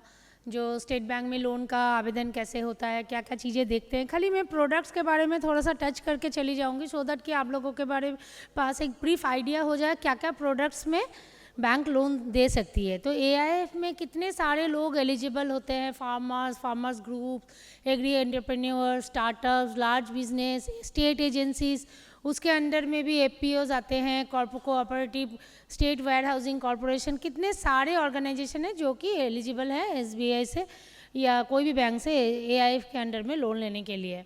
तो इसका मैंने पहले ही बता रखा है कि agriinfra.dac.gov.in ये एक पोर्टल है AIF का। गूगल क्रोम में जाइएगा, आप अपने आप ही कर पाइएगा। इस पोर्टल में जाइएगा, रजिस्ट्रेशन करिएगा एज ए बेनिफिशियरी, एक फॉर्म आएगा, अपना आधार नंबर और ईमेल आईडी दीजिएगा, OTP आएगा मोबाइल में, उससे आपका रजिस्ट्रेशन हो गया। एक फॉर्म ओपन हो जाता है, फॉर्म में आप अपना डिटेल्स भरिएगा, वहाँ पे एक DPR अपलोड करने का जगह है। PDF में पहले DPR को स्कैन करके रख लीजिएगा, स्कैन करके PDF बना के उसको अपलोड करके सबमिट कर दीजिएगा। Within 2 to 3 days central government उसको वेरीफाई करती है या तो फिर रिजेक्ट करती है। सेंट्रल गवर्नमेंट किस किस कारण 3 चीज़ें देखती है, मैंने पहले ही बता दिया। एक्टिविटी देखेगी, आपका मार्जिन मनी कितना है वो देखेगी, और 5 साल का टर्नओवर, इससे आपको वो सेटिस्फाइड है तो वेरीफाई कर देती है। तो आपने जो भी बैंक एंड ब्रांच सिलेक्ट किया है उस बैंक एंड ब्रांच के पास वो आ जाती है। हम लोग हेड ऑफिस लेवल पे हम लोग डेली बेसिस पे AIF का पोर्टल चेक करते हैं और देखते हैं कौन सा न्यू एप्लीकेशंस हमारे SBI के हमारे डिफरेंट ब्रांचेस के लिए आए हैं। एंड हम लोग खुद से हेड ऑफिस लेवल से उन कस्टमर्स को कॉल करते हैं या फिर जिस ब्रांच के लिए उन्होंने अप्लाई किया उस ब्रांच मैनेजर को बोलते हैं कि this is the person who has applied this kind of loan to your branch, so please contact the borrower. आप उन बोरोअर को कॉन्टैक्ट करिए और आप उनसे डॉक्यूमेंट्स अपने ब्रांच में मंगवाइए, क्योंकि ये पोर्टल में लोन सबमिशन का मतलब ये नहीं होता है कि आपका रिस्पॉन्सिबिलिटी ख़त्म हो गया। आपको उसके बाद वो फिज़िकल फाइल जो है एप्लीकेशन के साथ KYC के साथ आपको वो ब्रांच में सबमिट करना है। तो SBI is the preferred banker for the farmer, you know. तो ये हम लोगों का एक डेटाबेस है जो कि 2.7 trillion catering to 16 million agriculturist across all the geographies of the country. और हमारे SBI में 23,000 प्लस ब्रांचेस है, और जो कि जिसमें से 15,000 ब्रांचेस हमारे रूसू एरियाज़ में है। हमारे पास 250 प्लस RMRUs है, मतलब rural marketing relationship manager rural unit. तो ये लोग क्या करते हैं, हाई वैल्यू बिजनेस को सोर्स करेंगे और आपके बिजनेस को एक ब्रांच में पार्क करेंगे और आपका आगे भी जाके आपका रिलेशनशिप मैनेजर रहेंगे। तो आप कोई भी लोन से रिलेटेड कुछ भी इशू होगा या फिर आने वाले समय में आपको रिन्यूअल करवाना है, एनहांसमेंट करवाना है, तो आप उनसे डायरेक्टली भी कांटेक्ट कर सकते हैं और ब्रांच से भी कांटेक्ट कर सकते हैं। तो हमारे पास इतने माने वास्ट नेटवर्किंग है, 1163 एग्री कमर्शियल ब्रांचेस है, 49 एग्री CPCs है। एग्री CPC क्या करती है कि आप लोगों का एग्री वाला जो भी 50 लाख के ऊपर का लोन प्रपोजल्स होता है वो प्रोसेस करने के लिए हम लोगों का सेंट्रलाइज्ड सेल बनाया गया है, और ये हमारे हर एक जोनल ऑफिस में है, चाहे सेंट्रली एक लोकेटेड है। तो आप लोगों को एग्रीकल्चर बड़ा हाई वैल्यू प्रपोजल को लेके कोई टेंशन करने की ज़रूरत नहीं है। आप लोग फाइल सबमिट करिएगा डायरेक्टली टू द ब्रांच, और 2 आवर्स हम लोग जैसे हेड ऑफिस लेवल पे है, मैं अपना कॉन्टैक्ट नंबर भी छोड़ जाऊंगी, आप सॉफ्ट कॉपी भेजिए चाहे हार्ड कॉपी फाइल लेके आइए, हम लोग आपका नियरेस्ट ब्रांच तक पहुंचाएंगे और लोन अगर प्रोसेस करवाना है प्रोसेस भी करके देंगे। तो SBI क्यों? SBI तो मार्केट लीडर है ही एग्रीकल्चर इंफ्रास्ट्रक्चर फंड में, इसका मार्केट शेयर है अबव 90%। तो नए नए टेक्नोलॉजीज़, ड्रोन्स, हाइड्रोपोनिक्स को हम लोग फाइनेंस करते हैं। टैट हम लोगों का मिनिमल है और क्विक डिस्पोजल भी करते हैं, और लीडरशिप पोजीशन है हमारा। तो इस वजह से SBI is the preferred banker to every Indian. कुछ हमारे एग्री कॉर्पोरेट सेंटर ने ना एग्री क्लस्टर्स मैंने फाइंड आउट किए हैं, हम लोगों ने रेकमेंड किया था, कॉर्पोरेट सेंटर ने उसको रेकमेंड किया है। तो 13 जो हमारे क्रॉप्स एंड लाइव स्टॉक है जिसको लेके हम लोग ये जो डिस्ट्रिक्ट्स दिख रहा है स्लाइड में, बांकुड़ा हम लोगों का पोल्ट्री के लिए है, दार्जिलिंग में पाइनएप्पल टी, हुगली राइस के लिए, जलपाईगुड़ी में टी, जैसे आपका पश्चिम मिदनापुर पोल्ट्री के लिए फेमस है, पूर्व मिदनापुर कैश्यू फिशरीज़ के लिए है, साउथ 24 परगना फिशरीज़ के लिए है, नॉर्थ 24 परगना फिशरीज़ के लिए, मुर्शिदाबाद राइस के लिए है। ये सारे डिस्ट्रिक्ट्स को क्लस्टर फाइनेंसिंग के लिए हमारा बैंक ने SBI ने आइडेंटिफाई किया है।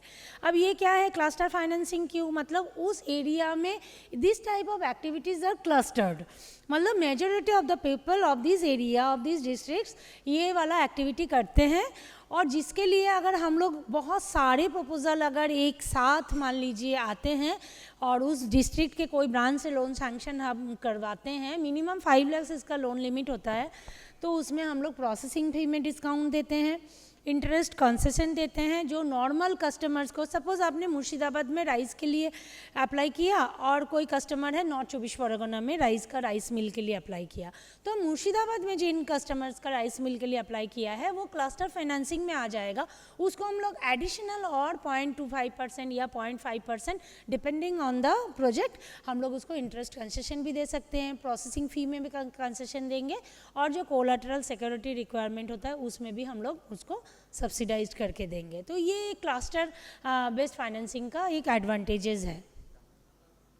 फार्मर्स प्रोड्यूसर ऑर्गेनाइजेशन मुझे लगता है किसी को समझाने का ज़रूरत नहीं है आज के डेट में, so everybody is very much मतलब aware of the farmers producer organisation how they work. तो फार्मर प्रोड्यूसर ऑर्गेनाइजेशन जब एक कंपनी का आकार लेती है, जब वो रजिस्ट्रेशन कर लेती है कंपनीज एक्ट के तहत, तो उसको फार्मर्स प्रोड्यूसर कंपनी बोलते हैं। तो ये लीगली और ज़्यादा स्ट्रॉन्ग होता है। तो इनका क्या है कि एक प्राइवेट लिमिटेड कंपनीज़ के जैसे बहुत सारे लीगल बाउंड्रीज़ होते हैं जिसके बियॉन्ड वो लोग नहीं जा पाते हैं। तो बैंक फार्मर्स प्रोड्यूसर कंपनी को ज़्यादा मतलब उनका, क्योंकि ऑडिटेड बैलेंस शीट वगैरह सब कुछ देख सकती है, तो ये एक और उनको ग्रांट पाने में भी आगे सुविधाएं होती है। तो जिस वजह से फार्मर्स प्रोड्यूसर कंपनी फॉर्मेशन हो जाना चाहिए अगर फार्मर्स प्रोड्यूसर ऑर्गेनाइजेशन में ऑलरेडी वो लोग 2-3 साल से काम कर रहे तो और बैंक सर ने पहले भी बोला है 2 तरीके का मेनली लोन होता है। हम लोगों को 2 तरीके का लोन के बारे में पता होता है, एक टर्म लोन, एक कैश क्रेडिट। मतलब जिस पैसे को लेके आपने अगर कोई एसेट क्रिएट किया, आपने कुछ बनाया, स्ट्रक्चर बनाया या कुछ मशीनरीज खरीदा या गाय भैंस खरीदा, तो वो तो एक बार आपने खरीदा और उसको लेके सालों साल आप इनकम जनरेशन करेंगे। तो बार बार तो हर साल आपको नहीं खरीदना है या नहीं बनवाना है, तो वो उसके लिए आप टर्म लोन लेंगे। तो आप एक बार टर्म लोन लेंगे और 7 साल 10 साल 15 साल के लिए लोन दे दिया, और just like house building loan आपका होता है EMI टाइप का या क्वार्टरली पेमेंट, तो वैसे आप पेमेंट करते रहिए, आपका प्रॉफिट आते रहेगा और आप बैंक को पेमेंट करते रहिए। 8-10 साल में आपका लोन चुकता हो जाएगा। और एक होता है कैश क्रेडिट, कि इसके अलावा भी आपने को रॉ मटेरियल खरीदना है, लेबर चार्जेस देना है, इलेक्ट्रिसिटी देना है, तो आपको कैश क्रेडिट बैंक लोन देती है जो कि हर साल रिन्यूएबल होता है। तो APOs को लोन देने के लिए क्या क्या इनेबलर्स है, ये APOs हमसे ज़्यादा जानते हैं, फिर भी मैं बता देती हूँ। सुफल बांग्ला है, फिर आपका नाबार्ड से आप लोगों को ग्रांट मिलता है। नव संरक्षण जो आप लोग CGT MSC बोल रहे हैं ना, तो वो APOs actually gets security coverage from NABSanrakshan. जैसे CGT MSC में भी मिलता है, वैसे नव संरक्षण से उन लोगों को सिक्योरिटी कवरेज मिलेगा, उसमें उनको एक प्रीमियम देना पड़ता है। और SFAC जो होता है स्मॉल फार्मर्स एग्री कंसोर्शियम, वो भी ग्रांट देती है FPCs को। तो फार्मर्स प्रोड्यूसर का ऑर्गेनाइजेशन जब कॉर्पोरेट टाई अप के साथ रहती है, तो उनका ऑर्गेनाइजेशन बहुत सारे एक्टिविटीज़ से रिलेटेड है और उनके साथ एक बिग कॉर्पोरेट का टाई अप हो रखा है कि उनका सारा माल वो कॉर्पोरेट खरीद लेगी। तब क्या होता है कि हम लोग थोड़ा सा और उस चीज़ को एडवांटेजियस पोजीशन में देखते हैं और लिबरली हम उस प्रपोजल को प्रोसेस करते हैं, क्योंकि हमें पता है कि वो फार्मर्स प्रोड्यूसर ऑर्गेनाइजेशन इसी कंपनी को बायबैक मतलब वो कंपनी बायबैक कर लेगी उसका प्रोड्यूस, और उसको कहीं सेलिंग के लिए इधर उधर भटकना नहीं पड़ेगा, उनका एकदम जो कैश बैक है वो एश्योर्ड है। तो हम लोग थोड़ा सा लिबरली उसको देखते हैं। तो ये एक टाई अप अरेंजमेंट अगर आप लोग कर पाते हैं तो बैंक से लोन पाने में भी बहुत ज़्यादा ईजी होगा और ईजी टर्म्स एंड कंडीशन में आपको मिलेंगे। तो आपको 500 CR मैंने 5 करोड़ तक आपको लोन मिल सकता है अगर आपके साथ कॉर्पोरेट टाई अप है तो।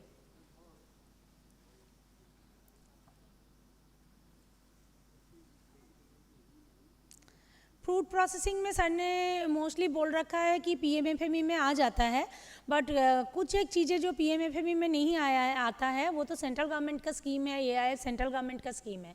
पर हमारे SBI ने एक बहुत अच्छा अम्ब्रेला प्रोडक्ट निकाला हुआ है जो कि एग्री फूड एंटरप्राइज लोन, जिसमें ना AIF में जो नहीं आते हैं या PMFME में भी जो नहीं आते हैं वो सारा AFEL प्रोडक्ट में आ जाते हैं, जिसमें हम लोग इंटरेस्ट कंसेशन भी दे रहे हैं।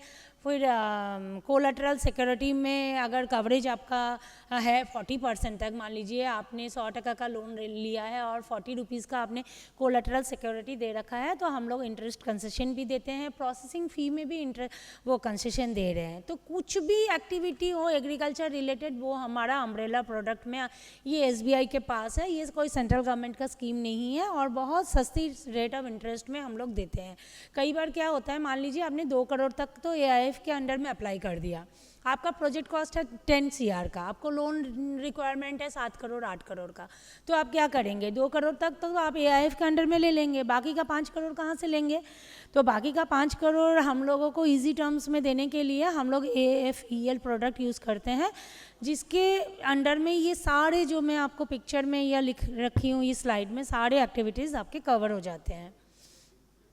लॉजिस्टिक्स हो गया, वैल्यू चेन मैनेजमेंट हो गया, ये आ रहा है। तो इसमें इंडिविजुअल पहले नहीं दिए जाते थे इंडिविजुअल्स को, पर अभी रिसेंटली सर्कुलर चेंज हुआ है, 5 करोड़ तक हम लोग इंडिविजुअल्स को भी दे सकते हैं, LLP FPOs को भी दे सकते हैं। तो मिनिमम लोन अमाउंट तो 1 लाख है और मैक्सिमम 100 CR तक, मतलब 100 करोड़ तक का कोई प्रोजेक्ट करता है या लोन लेना चाह रहा है तो हम लोगों का इस अम्ब्रेला प्रोडक्ट के अंडर में हम लोग आराम से दे सकते हैं, पर इंडिविजुअल के लिए 5 CR है। एक्टिविटीज़ देखिए, मतलब AIF और PMFME मिला के जो भी कंबाइंड एक्टिविटीज़ है सारे इसमें कवर्ड हो जा रहे हैं। ऐसा कोई एक्टिविटी नहीं है जिसमें शायद ये AFEL स्कीम हम लोग नहीं दे सकते हैं। हाँ, इसमें 2 चीज़ मैं तो बता देती हूँ जो कि एग्रीकल्चर से रिलेटेड भी नहीं है, सर को मैं क्लैरिफाई करने की कोशिश कर रही थी। Manufacturing and selling of chemical fertiliser और पेस्टिसाइड, क्योंकि केमिकल फर्टिलाइज़र और पेस्टिसाइड ना तो कोई एग्रीकल्चर प्रोड्यूस से बनता है, तो जिस वजह से हम लोग उसको एग्री में काउंट नहीं कर सकते हैं, पर SME में आ जाएगा। और क्रॉप सीजनलिटी बेस्ड एक्टिविटीज़, जिसके लिए हम लोगों का स्पेसिफाइड प्रोडक्ट है जो कि KCC है, तो इसलिए AFEL में ज़रूरत नहीं पड़ती है। इसमें हम लोग CC, term loan, bank guarantee, letter of credit और इसके साथ साथ अभी जो एक्सपोर्टर्स के लिए जो फैसिलिटीज़ है, pre shipment credit, post shipment credit या पैकिंग क्रेडिट जो भी है, ये सारे भी हम लोग इसी प्रोडक्ट के अंडर में दे सकते हैं बहुत सस्ते टर्म्स एंड कंडीशंस में। बिल डिस्काउंटिंग भी देते हैं इसी प्रोडक्ट में। मार्जिन भी बहुत लो है, 25 लाख तक लोन चाहिए तो 10% ओनली मार्जिन, मतलब अपना आपका खुद का कंट्रीब्यूशन। 100 रुपीज़ का एक प्रोजेक्ट कॉस्ट बनाया आपने, 10 रुपये आपने दिया, 90 रुपीज़ बैंक लोन मांग रहे हैं। पर जब प्रोजेक्ट कॉस्ट बड़ा होगा तो उसमें थोड़ा मार्जिन मनी ज़्यादा मांगते हैं। इवन कि रिसीवेबल्स है किसी के पास, स्टॉक नहीं है, उस पर भी हम लोग AFEL स्कीम में लोन देते हैं। कोलेटरल सिक्योरिटी आप कुछ भी दे सकते हैं, लैंड दे सकते हैं, सर्फेसी कंप्लायंट, लिक्विड सिक्योरिटी दे सकते हैं, या तो फिर 10 CR तक आप CGTMSE कवरेज भी ले सकते हैं। मतलब आपके पास कुछ भी देने के लिए नहीं है, लैंड भी नहीं है या कोलेटरल सिक्योरिटी भी नहीं है या लिक्विड सिक्योरिटी भी नहीं है, तो आप बोलें कि आप 10 करोड़ तक आपको CGTMSE करवा दीजिए, हम हर साल एक प्रीमियम पे करने के लिए रेडी है। ये जैसे मैंने पहले ही बोल रखा है, 75% तक हम लोग प्रोसेसिंग फ़ी में कंसेशन देते हैं। और आप मार्जिन मनी मान लीजिए आपने 100 मतलब 10 करोड़ का प्रोजेक्ट कॉस्ट किया, उसमें से बैंक ने बोला कि आपका खुद का कंट्रीब्यूशन कितना रहेगा, आपने बोला मेरे पास 2 करोड़ रुपए है, पर मैं 2 करोड़ एक ही बार में नहीं ला सकता, मैं स्टेज वाइज लाऊंगा, तो वो भी चलेगा सर। कोई भी अदर स्कीम के साथ ये कन्वर्जेंस हो जाएगी। मान लीजिए आपने कस्टम हायरिंग सेंटर किया, जो कि वेस्ट बंगाल का स्टेट गवर्नमेंट उसमें 40% सब्सिडी देती है, आपने वो कस्टम हायरिंग सेंटर के लिए आपने AIF के पोर्टल में डाला, तो 9% में हमने दिया, 3% आपको वापस मिला, तो उसके साथ साथ आपने सेंट्रल गवर्नमेंट का ये 40% सब्सिडी भी लिया, चलेगा। मतलब हमें बैंक को कोई प्रॉब्लम नहीं है और AIF को भी कोई प्रॉब्लम नहीं है। PMFME जो फूड प्रोसेसिंग इंडस्ट्रीज़ के लिए है, जो कि सेकेंडरी प्रोसेसिंग है। मान लीजिए मैंगो को आपने तोड़ा और मैंगो को आपने ग्रेडिंग शॉर्टिंग किया, तो ये PMFME में नहीं आएगा, वो AIF में आ जाएगा। आपने स्टोरिंग किया, आपने ग्रेडिंग शॉर्टिंग किया, AIF में डाल दिया, पर उस मैंगो को आपने फिर जैम, जेली या मैंगो जूस में कन्वर्ट करना चाहा, तो that will come under PMFME। तो इसमें 35% तक सब्सिडी होता है और मैक्सिमम 10 लाख।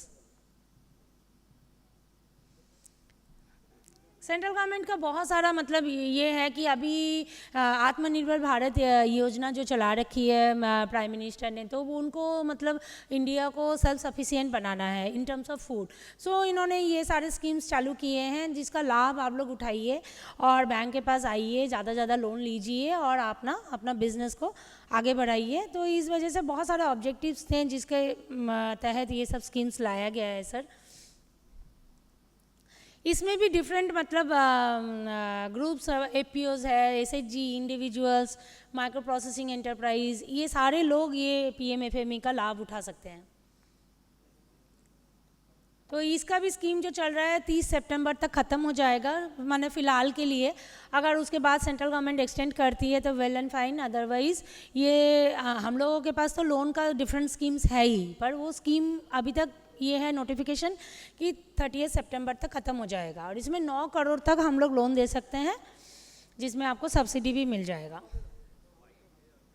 और एक स्कीम है PM कुसुम स्कीम, जिसका मतलब आपका 3 टर्म्स है, ABC, कंपोनेंट ABC, जिसका मतलब जो सोलर पैनल लगा रहे हैं, सोलर पंप सेट खरीद रहे हैं छोटे छोटे फार्मर्स, या फार्मर्स के पास बैरन लैंड है, वो लोग उस बैरन लैंड को यूटिलाइज करवाना चाहते हैं, तो सोलर ग्रिड फाइनेंसिंग करवा के जितना अपना फार्म में यूज़ हुआ बाकी डिस्कॉम जो है ना ऑर्गेनाइजेशन, उनको बोल रही है कि परचेस पावर एग्रीमेंट बना लेते हैं। तो वो लोग क्या करते हैं, एक्स्ट्रा जो पावर है वो फार्मर से परचेज कर लेते हैं, एक अरेंजमेंट कर लेते हैं, उसके तहत भी मतलब हम लोग लोन दे देते हैं, क्योंकि आपके साथ गवर्नमेंट का ये पावर खरीदने का एक एग्रीमेंट बना हुआ है। तो आपने को जो सेटअप तैयार करना है अपने फार्म में, तो वो लगवाना है, जिसके तहत आपको लोन चाहिए, तो उस कंडीशन में भी हम लोग PM कुसुम कंपोनेंट के अंडर में हम लोग लोन देते हैं।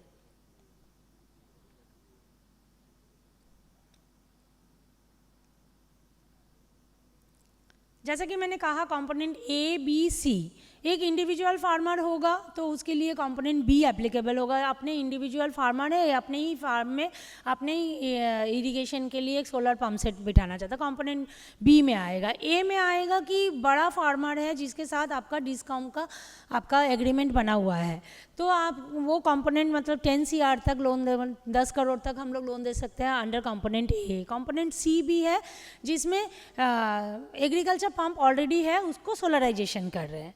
तो इस टाइप का एक्टिविटी है, जो भी मतलब सोलराइजेशन करना चाहते हैं, तो ये कोई भी इस कंपोनेंट के अंदर में आता है तो bank will give the loan.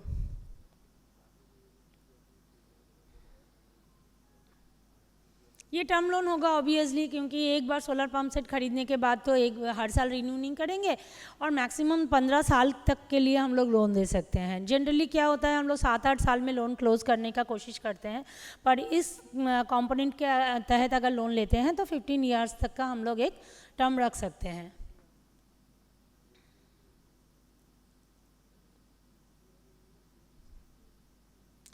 इसको भी आप मतलब PM कुसुम कंपोनेंट के तहत सब्सिडी भी है, और AIF में आप कन्वर्जेंस भी करवा सकते हैं, मतलब इंटरेस्ट सबवेंशन भी मिल सकता है, और स्टेट गवर्नमेंट सेंट्रल गवर्नमेंट दोनों का सब्सिडी होता है PM कुसुम में।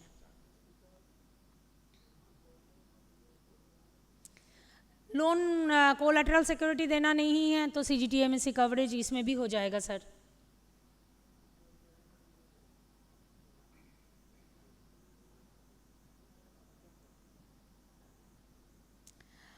एक हम लोगों के पास बहुत अच्छा प्रोडक्ट लेके आए हैं 2-3 साल पहले, जो कि किसान समृद्धि ऋण है सर। जैसे कि आप लोग जानते हैं कि KCC लोन हम लोग देते हैं फार्मर्स को खेती करने के लिए, पर बहुत सारे प्रोग्रेसिव फार्मर्स हैं या जिनके पास लैंड बहुत ज़्यादा है, बड़े फार्मर्स है, साइंटिफिक फार्मर है, उनको ज़्यादा अमाउंट का लोन चाहिए होता है। KCC में क्या होता है, 3 लाख तक आपको इंटरेस्ट सबवेंशन मिलता है, फसल बीमा योजना के तहत आपको वो इंश्योरेंस मिलता है। बट आपको उससे ज़्यादा लोन चाहिए तब आप किस स्कीम के अंदर लेंगे, तब हम लोगों ने ये किसान समृद्धि ऋण लेके आए हैं। इसमें हम लोग 5 लाख मिनिमम हम लोग लोन देते हैं, मैक्सिमम 50 लाख तक लोन दे सकते हैं। और इसमें हम लोग क्या है कि जो किसी KCC लोन के जैसा ही है, आपका मेंटेनेंस एक्सपेंडिचर, कंजम्पशन एक्सपेंडिचर इसमें और ज़्यादा देते हैं।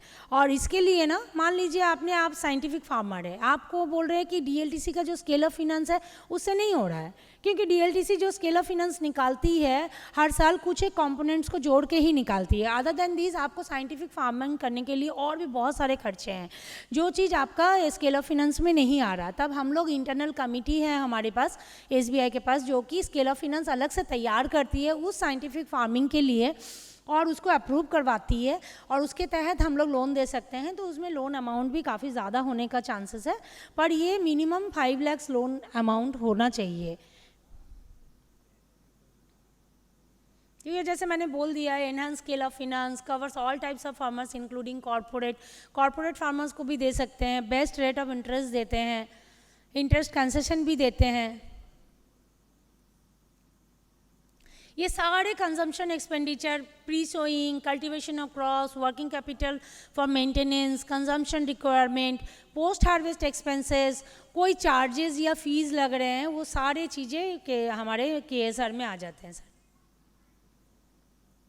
और इंडिविजुअल फार्मर से लेके कॉर्पोरेट फार्मर्स तक सभी लोग एलिजिबल होते हैं sir. Minimum 18 years of age होते हैं। हाँ, सिबिल के लिए एक चीज़ मैं बता दूँ, बहुत सारे इश्यूज आ रहे थे कि सिबिल रिकॉर्ड अच्छा नहीं है तो बैंक को सोचना चाहिए। हमारे सिस्टम अलाउ नहीं करती है, सिबिल रिकॉर्ड हम लोगों को लेना ही पड़ता है। और सिबिल रिकॉर्ड अगर कोई भी चीज़ में मान लीजिए किसी कस्टमर का बहुत ज़्यादा ख़राब है तो हमारे सिस्टम उसको, अभी क्या होता है कि सारा सिस्टम जनरेटेड प्रपोजल होता है, सिस्टम में हम लोग पुटअप करते हैं तभी नेक्स्ट स्टेप में आगे बढ़ने देती है। तो क्या होगा, सिबिल अगर ख़राब होता है तो नेक्स्ट स्टेज में आगे बढ़ने ही नहीं देती है। तो ये RBI का गाइडलाइंस है, तो बैंक को एक रूल फॉलो करना पड़ता है। तो सिबिल रिकॉर्ड मिनिमम एक जो प्रेस्क्राइब्ड रिक्वायरमेंट है वो फुलफिल होना चाहिए।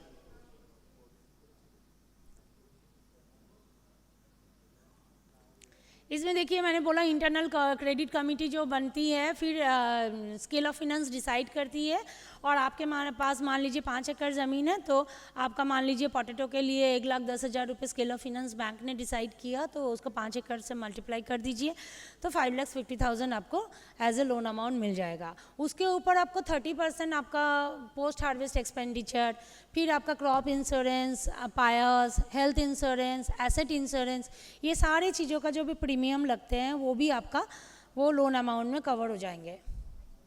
कोलेटरल सिक्योरिटी बहुत ही इजी है। अगर आपके पास मान लीजिए 50 लाख से नीचे का लोन अमाउंट है तो आपको मिनिमम 25% अगर सर्फेसी कंप्लाइंट प्रॉपर्टी देते हैं, मान लीजिए आपका लोन अमाउंट 10 लाख है तो 25% कितना हुआ, 2.5 लाख।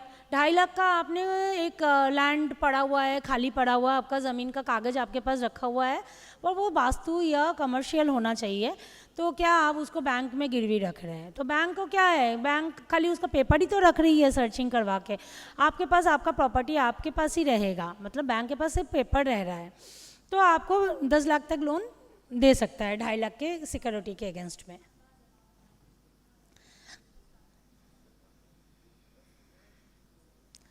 तो इसके अलावा भी बहुत सारे प्रोडक्ट्स हैं, पर मैं मोटा मोटा बोली हूँ। आप ये मान के चलिए स्टेट बैंक एक बहुत अम्ब्रेला बैंक है जिसमें आपके दिमाग में कुछ भी आइडिया आ रहा है, कुछ भी agriculture related, non agriculture related, मैं बेसिकली एग्रीकल्चर रिलेटेड फाइनेंस करती हूँ, बट कुछ भी आइडिया आ रहा है जिससे कि आपका बिजनेस ग्रोथ हो सकता है और उसके लिए आपको फंडिंग की ज़रूरत है, बस आप अपना आइडिया इन पेपर फॉर्म में लेके हम लोगों का ब्रांच में या हम लोगों के पास आइए, हमसे कांटेक्ट करिए। मैंने अपना कांटेक्ट नंबर स्क्रीन पे छोड़ रखा है, आप मुझसे भी कांटेक्ट कर सकते हैं, सर का नंबर दे रखा है, सर से भी कांटेक्ट कर सकते हैं।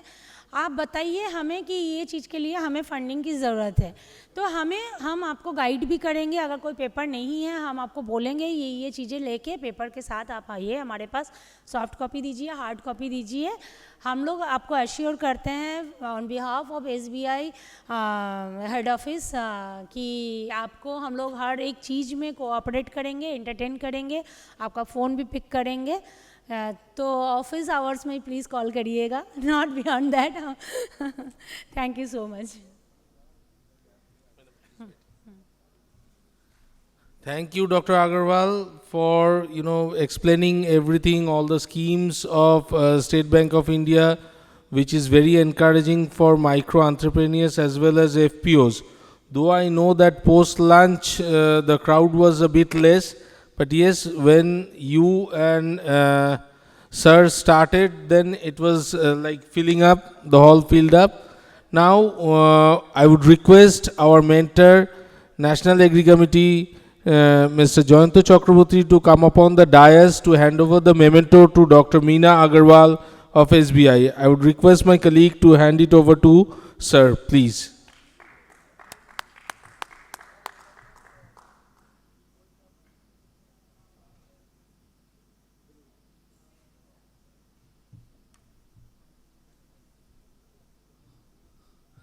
Thank you everybody, all our sponsors like SBI, Dhanuka Agritech, Pan Seeds, Palladium, then InGreens, our knowledge partner InGreens, our chief patron GIS, and all other exhibitors and outreach partners. I would like to thank everyone. This year we are concluding our WITS 2026, which is the second edition. We'll come up with the third edition next year with new topics and new format. Thank you.